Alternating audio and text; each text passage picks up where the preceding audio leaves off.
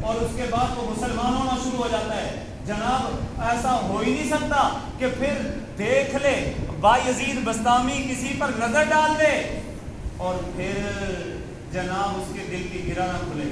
بعض اعتراض کرنے والے بھی ہوتے ہیں نا، کہتے ہیں اور کہا جاتا ہے المعترض کالعامی، اعتراض کرنے والا تو کس کی طرح ہے؟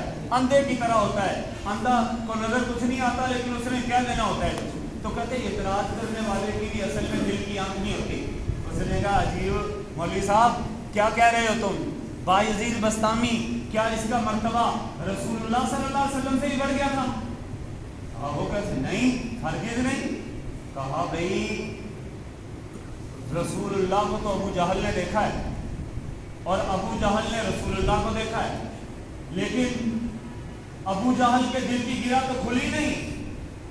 تو حضرت خواجہ ابو الحسن خلقانی رحمۃ اللہ علیہ فرمانے لگے